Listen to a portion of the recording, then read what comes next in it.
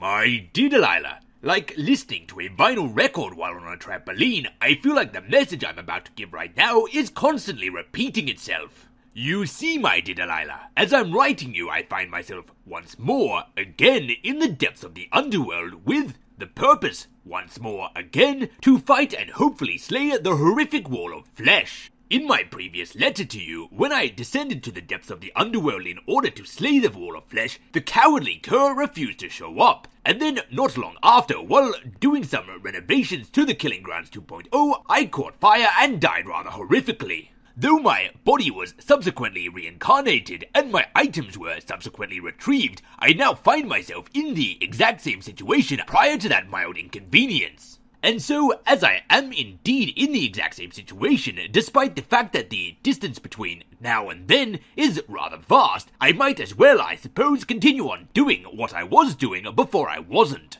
Namely, adding a rather long extension, thereby giving myself an even greater chance of victory. Which brings us to now, as I finally complete the extension to the Killing Grounds 2.0 that I failed to complete earlier when I died when trying to complete said extension. Which, of course, means, my dear Delilah, that it's about time I summon the Wall of Flesh and ask him to dance. But before you get too jealous over the prospect of me having another dance partner, my dear Delilah, I must remind you that by dance, I mean kill him viciously and leave him on the floor of his home floating in a pool of his own blood. And so, having had absolutely no trouble throwing my sacrificial voodoo guide doll into the lava because I'm an excellent athlete, the horrific towering demonic wall of flesh and I were sent to face off once more. I was rather glad to have extended the Killing Grounds 2.0 so very far, because unfortunately I found myself sacrificing ground rather rapidly. The wall of flesh itself, as you might well imagine from my description of it being wall-like, is rather towering, and so delivering anything that feels like a meaningful blow against it is rather difficult.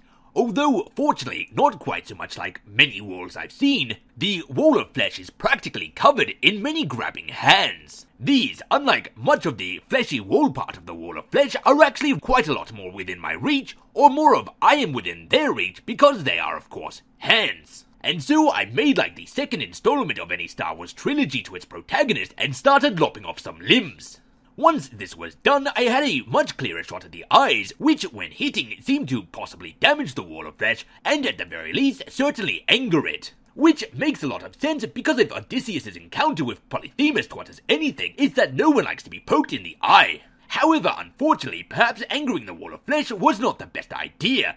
With my health depleted, I made a break for it with the wall of flesh hot on my tail shooting lasers. Unfortunately, however, and perhaps slightly ironically, what ended up killing me was not the wall of flesh itself, but one of his not so horrific little leeches. Granted, my dear Delilah, that this little leech was several times larger than my entire body, and so was not really that little at all, but compared to the wall of flesh, he was small and even a little bit cute. It's amazing the level of perspective a fleshy, towering skyscraper of death can give you.